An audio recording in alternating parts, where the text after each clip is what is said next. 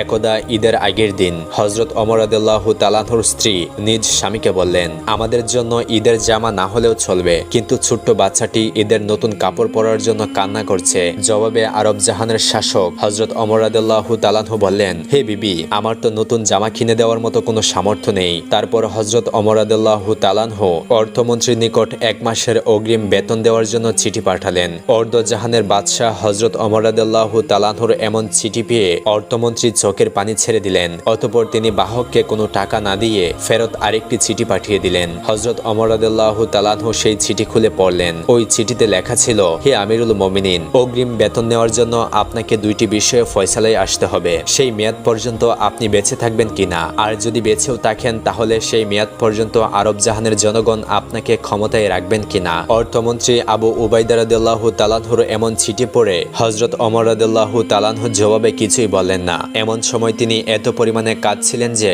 চোখের পানিতে তার দাড়ি মোবারক ভিজে যাচ্ছিল, এবং তিনি আল্লাহর দরবারে 2 হাত তুলে দোয়া করলেন এমন যোগ্য একজন অর্থমন্ত্রী মিলিয়ে দেওয়ার জন্য। একদা হযরত ওমর রাদিয়াল্লাহু তাআলা হাঁটতে হাঁটতে কোথাও যাচ্ছিলেন। কিছু দূর যাওয়ার পরেই দেখলেন এক বৃদ্ধাকে, যিনি বিড়বিড় করে কিছু একটা বলছিলেন।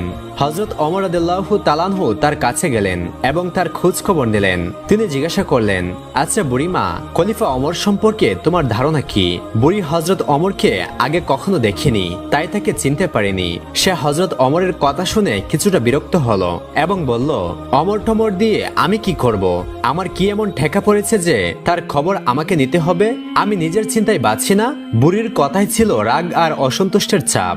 হযরত ওমর রাদিয়াল্লাহু তাআলা আবার তাকে জিজ্ঞাসা করলেন, আচ্ছা বুড়িমা, ওমরের উপর তোমার এত রাগ কেন? বুড়ি চেঁচিয়ে চেঁচিয়ে জবাব দেয়, রাগ হবে না কেন? এই যে সে খলিফা হয়েছে, সে কি আমায় একটি পয়সা দিয়েছে, নাকি কোনোদিন আমার খোঁজ খবর নিয়েছে যে আমি কি হালতে আছি? ও মানুষ না। হযরত ওমর রাদিয়াল্লাহু তাআলা বুড়ির এই কথা শুনে বড়ই চিন্তিত হলেন। তিনি ভাবলেন, ঠিকই তো, আমি তো তার তেমন কোনো খোঁজ খবর নিতে পারিনি।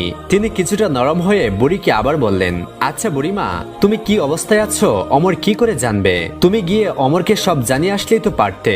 বুড়ি জবাব দেয়, কেন? আমি জানাতে যাব কেন? ওমর তো আমিরুল মুমিনিন, সেই তো সবার খোঁজ খবর নেবে বলে রাষ্ট্রের দায়িত্ব গ্রহণ করেছে। প্রত্যেকের খোঁজ খবর রাখার দায়িত্ব তো তারই।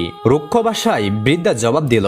হযরত ওমর রাদিয়াল্লাহু তাআলা শান্তভাবে আবার বললেন, আচ্ছা, ওমর খলিফা হওয়ার পর তুমি যে কষ্ট পেয়েছো, সে কষ্টের বিনিময়ে তুমি কত টাকা পেলে ওমরকে মাফ করে দিবে? বৃদ্ধার সাথে হযরত ওমর রাদিয়াল্লাহু তাআলার এসব কথা চলছে।